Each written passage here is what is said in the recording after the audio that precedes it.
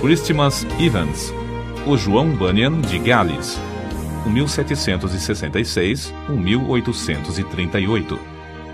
Seus pais deram-lhe o nome de Christmas porque nasceu no dia de Natal, Christmas em inglês, em 1766. O povo deu-lhe a alcunha de pregador caolho, porque era cego de um olho. Alguém assim se referiu a Christmas Evans.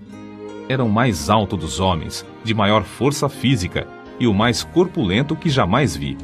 Tinha um olho só, se há razão para dizer que era olho, pois mais propriamente pode-se dizer que era uma estrela luzente, brilhando como Vênus.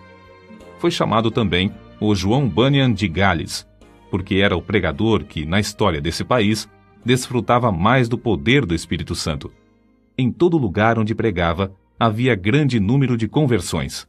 Seu dom de pregar era tão extraordinário que, com toda a facilidade, podia levar um auditório de 15 a 20 mil pessoas, de temperamentos e sentimentos vários, a ouvi-lo com a mais profunda atenção.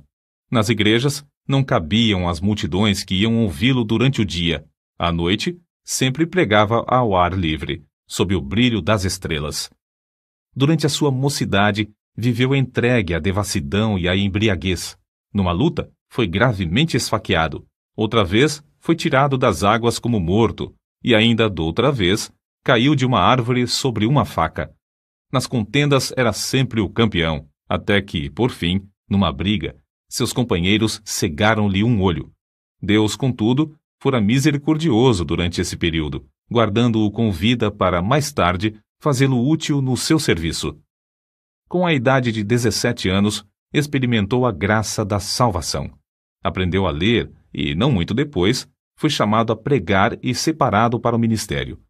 Seus sermões eram secos e sem fruto até que, um dia, em viagem para Maintwaร์ segurou seu cavalo e entrou na mata, onde derramou a sua alma em oração a Deus. Como Jacó em Peniel, de lá não saiu antes de receber a bênção divina. Depois daquele dia, reconheceu a grande responsabilidade de sua obra. Regozijava-se sempre em espírito de oração e surpreendeu-se grandemente com os frutos gloriosos que Deus começou a conceder-lhe. Antes dessas coisas acontecerem, possuía dons e corpo de gigante. Depois, porém, foi-lhe acrescentado o espírito de gigante. Era corajoso como um leão e humilde como um cordeiro. Não vivia para si, mas para Cristo. Além de ter, por natureza, uma mente ativa e uma maneira tocante de falar, tinha um coração que transbordava de amor para com Deus e o próximo. Verdadeiramente era uma luz que ardia e brilhava. No sul de Gales andava a pé, pregando, às vezes 5 sermões num só dia. Apesar de não andar bem vestido e de possuir maneiras desastrosas, grandes multidões afluíam para ouvi-lo. Vivificado com o fogo celestial, subia em espírito como se tivesse asas de anjo e quase sempre levara o auditório consigo.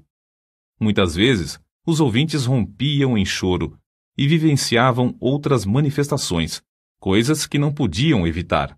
Por isso, eram conhecidos como saltadores galeses. Era a convicção de Evans que seria melhor evitar os 2 extremos, o excesso de ardor e a frieza demasiada. Deus, porém, é um ser soberano e opera de várias maneiras. A alguns, ele atrai pelo amor, enquanto a outros, ele espanta com os trovões do Sinai, para acharem preciosa paz em Cristo. Os vacilantes, às vezes, são por Deus sacudidos sobre o abismo da angústia eterna, até clamarem pedindo misericórdia e acharem gozo indizível. O cálice desses transborda até que alguns, não compreendendo, perguntam: por que tanto excesso? Acerca da censura que faziam aos cultos, Evans escreveu: admiro-me de que o gênio mau, chamando-se o anjo da ordem, queira experimentar tornar tudo na adoração a Deus em coisa tão seca como o Monte Gilboa. Esses homens da ordem desejam que o orvalho caia e o sol brilhe sobre todas as suas flores, em todos os lugares, menos nos cultos ao Deus Todo-Poderoso. Nos teatros, nos bares e nas reuniões políticas, os homens comovem-se, entusiasmam-se e são tocados de fogo como qualquer saltador galês. Mas, segundo eles desejam, não deve haver coisa alguma que dê vida e entusiasmo à religião. Irmãos, meditai nisto.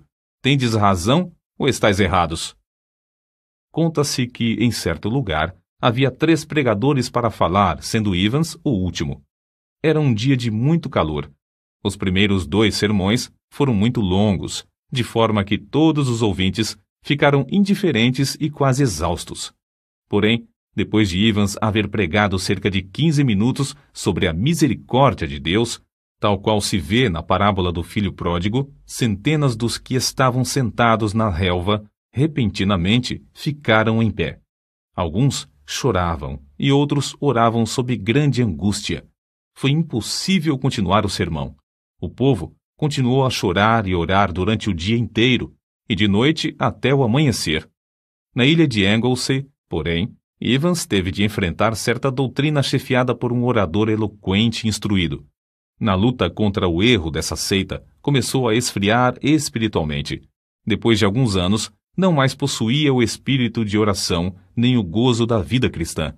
Mas ele mesmo descreveu como buscou e recebeu de novo a unção do poder divino, que fez a sua alma abrasar-se ainda mais do que antes. Não podia continuar com o meu coração frio para com Cristo, sua expiação e a obra de seu Espírito. Não suportava o coração frio no púlpito, na oração particular e no estudo, especialmente quando me lembrava de que, durante 15 anos, o meu coração se abrasava como se eu andasse com Jesus no caminho de Emaús.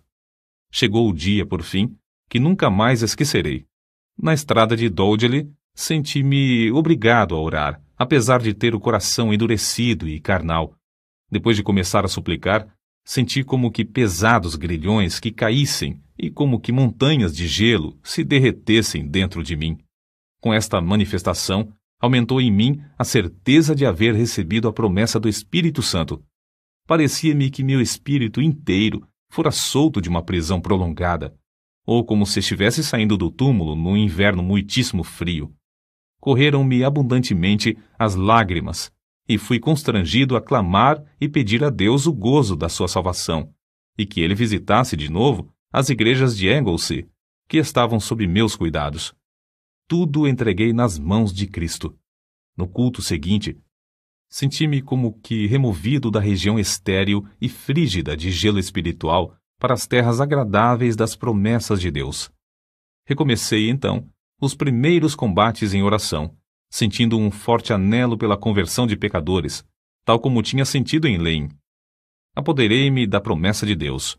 O resultado foi que vi, ao voltar a casa, o Espírito operar nos irmãos de Anglesey, dando-lhes o espírito de oração com importunação. O grande avivamento vivido pelo pregador contagiou o povo em todos os lugares da ilha de Anglesey e em todo o Principado de Gales. A convicção de pecado, como grandes enchentes, passava sobre os auditórios. O poder do Espírito Santo operava até o povo chorar e dançar de alegria. Um dos que assistiram ao seu famoso sermão sobre o endemoniado gadareno conta que Evans retratou tão fielmente a cena do livramento do pobre endemoniado, a admiração do povo ao vê-lo liberto, o gozo da esposa e dos filhos quando voltou a casa, curado, que o auditório rompeu em grande riso e choro. Alguém assim se expressou. O lugar tornou-se um verdadeiro boquim de choro. Juízes, capítulo 2, versículos 1 ao 5. Outro ainda disse que o auditório ficou como os habitantes de uma cidade abalada por um terremoto, correndo por fora, prostrando-se em terra e clamando a Deus. Não semeava pouco, portanto colhia abundantemente. Ao ver a abundância da colheita, sentia seu zelo arder de novo, seu amor aumentar, e era levado a trabalhar ainda mais. A sua firme convicção era de que nem a melhor pessoa pode salvar-se sem a operação do Espírito Santo, e nem o coração mais rebelde pode resistir ao poder do mesmo Espírito. Evans sempre tinha um alvo quando lutava em oração. Firmava-se nas promessas de Deus, suplicando com a persistência de quem não pode desistir antes de receber. Dizia que a parte mais gloriosa do ministério do pregador era o fato de agradecer a Deus pela operação do Espírito Santo na conversão dos pecadores. Como vigia fiel, não podia pensar em dormir enquanto a cidade se incendiava. Humilhava-se perante Deus, agonizando pela salvação de pecadores, e de boa vontade gastou suas forças físicas e mentais na fala de seu último sermão, sob o poder de Deus, como de costume. Ao findar, disse: "Este é meu último sermão." Os irmãos entenderam que se referira ao último sermão naquele lugar. Caiu doente, porém, na mesma noite. Na hora da sua morte, 3 dias depois, dirigiu-se ao pastor, seu hospedeiro, com estas palavras: "O meu gozo e consolação é que, depois de me ocupar na obra do santuário durante 53 anos, nunca me faltou sangue na bacia. Prega Cristo ao povo." Então, depois de cantar um hino, disse: "Adeus, adeus." E faleceu. A morte de Christmas Evans foi um dos eventos mais solenes de toda a história do Principado de Gales. Houve choro e pranto no país inteiro.